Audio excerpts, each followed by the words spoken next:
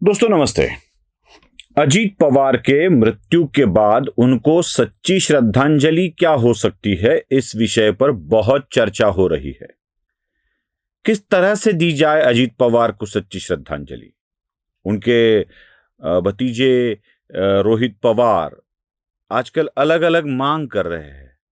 वो कह रहे हैं कि दोनों एनसीपी एकत्र आ जाए, ऐसे अजीत पवार की इच्छा थी। वो कह रहे हैं कि शरद पवार राज्यसभा पर जाए, ये अजीत पवार की इच्छा थी।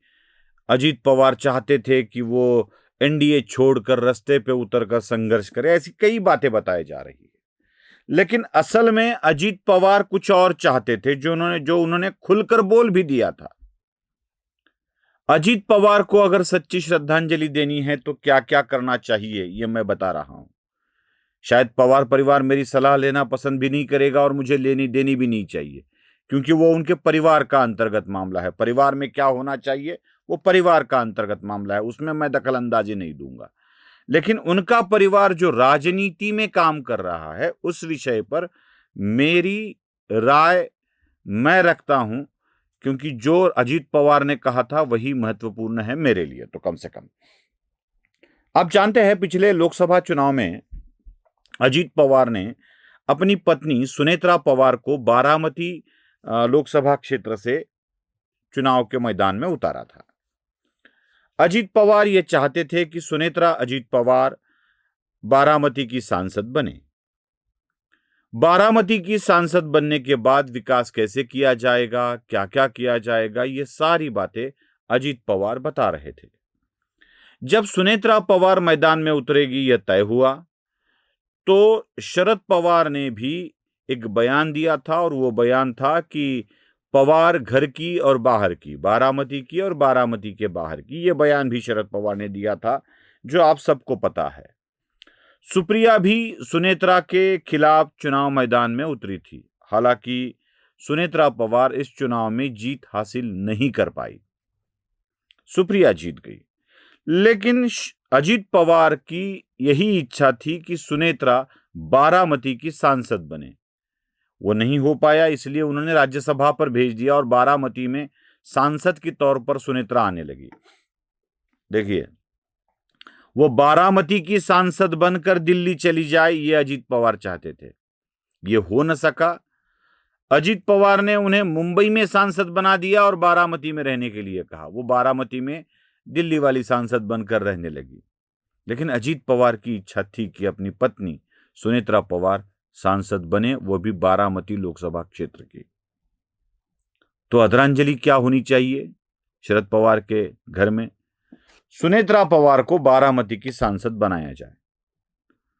तो अगर अपने भाई के साथ सच्चा प्यार सुप्रिया रखती है, रोहित पवार रखते हैं, शरद पवार उनके प्रति सच्ची सद्भावना रखते हैं, तो शरद पवार को चाहिए कि वो अपनी बेटी सुप्रिया को कह दे, बेटा हमें अजीत को सच्ची श्रद्धांजलि देना है, आप अपने लोकसभा के सदस्य पद से इस्तीफा दे दे, वहां पे उपचुनाव हो और उस चुनाव में सुनेत्रा सांसद बने। यही आदरांजलि होनी चाहिए ना। शायद करेगा पवार परिवार ये। चलो दूसरी बात रखता हूं। आप सब जानते हैं कि शरद पवार इस्तीफा दे दे, शरद पवार राजनीति से दूर हो, वह रिटायर्ड हो, वो अपने अब वृद्धावस्था के दिन बड़ी खुशहाली से अपने भरे हरे भरे फले फूले परिवार में रहे, ये अजीत पवार बार बार कहते थे। वो कहते थे कि मैं तो कहता हूं कि वो निवृत्त हो जाए। 80 हो गए, 85 भी हो गए, लोग रिटायर्ड होने का नाम ही नहीं लेते। वो अलग अलग जगह भाषणों में ये कहते थे, और यही कह रहे थे कि अब नई पीढ़ी के पास ये राष्ट्रवादी कांग्रेस पार्टी की कमान जाए। अजीत पवार ने वो रिटायर्ड नहीं हो रहे हैं, इसलिए अपने आप को राष्ट्रीय अध्यक्ष घोषित कर दिया। अपने आप को राष्ट्रीय अध्यक्ष घोषित कर दिया। शरद पवार यहां पर भी नहीं रुके, उन्होंने अपनी नई पार्टी का ऐलान किया और उसके राष्ट्रीय अध्यक्ष बन गए। अब वो पार्टी राष्ट्रीय नहीं रही, वो बात अलग है। वो अब राज्य की भी नहीं रही, वो भी बात अलग है। पश्चिम महाराष्ट्र के 3 जिलों में उसका अभी अस्तित्व है, पूरा भी नहीं, थोड़ा बहुत अस्तित्व बचा है। शरद पवार अपनी पार्टी को अपने पास रखना चाहते थे। अजीत पवार को सच्ची श्रद्धांजलि क्या होगी रोहित भाई?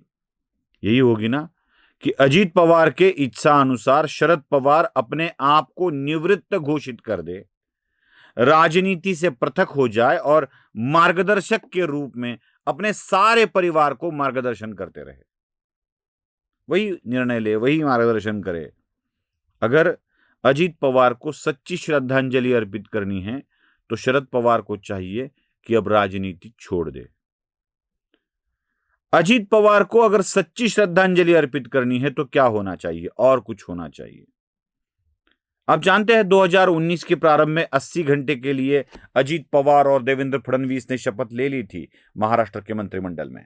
वो उन दोनों ने मिलकर मंत्रिमंडल बनाया था और अजीत पवार यह बात शरद पवार के इच्छा अनुसार ही कर रहे थे। फिर शरद पवार ने यूटर्न ले लिया, नहीं बोले। फिर 2022 में वही बात हुई, अजीत पवार चले गए, इस बार पार्टी को लेकर चले गए 22-23 में। अब शरद पवार के बार बार कहने के बाद अजीत पवार ने मन बना लिया था कि हम एनडीए के साथ जाएंगे और वो एनडीए के साथ चले गए। उन्हें डिप्टी सीएम पद भी मिला, अच्छे खासे तरह वो चुनकर आने भी लगे। जिला पंचायत के चुनाव हो या मनपा के चुनाव हो, इसमें अच्छा यश भी अजीत पवार की पार्टी को मिला। जितना शरद पवार कभी नहीं ला पाए उतनी सीटें वो लाने लगे। अगर ये होता है ना तो अजीत पवार को सच्ची श्रद्धांजलि अर्पित करने वालों को यह बात याद रखनी चाहिए कि अब हमें एनडीए में जाना चाहिए। विलय करना है तो कर लो। राष्ट्रप राष्ट्रवादी कांग्रेस शरद पवार गठ का विलय अजीत पवार में हो जाए और अजीत पवार की पार्टी एनडीए का हिस्सा है तो शरद पवार और उनके सारे परिवार वाले एनडीए में चले जाए। क्या यह हो सकता है? सुनेत्रा को बारामती की सांसद बनाया जा सकता है। सुप्रिया अपने पद से इस्तीफा दे सकती है। शरद पवार राजनीति से रिटायर्ड हो सकते हैं। ये नहीं करेंगे। जो लाभ की चीजें चाहिए उनके लिए, रोहित पवार के लिए जो लाभ लगता है, शरद पवार के लिए जो लाभ की इच्छा होती है, वही करेंगे। बस लाभ चाहिए, त्याग नहीं। लाभ लेकर श्रद्धांजलि उन्हें अर्पित की जाए, ऐसे तो नहीं होता है ना। तो ये 3 चीजें करके अजीत पवार को शरद पवार गुट के लोग श्रद्धांजलि अर्पित करें, बस यही मेरी इच्छा है। नमस्ते। जागृतीचा विधायक बुरुज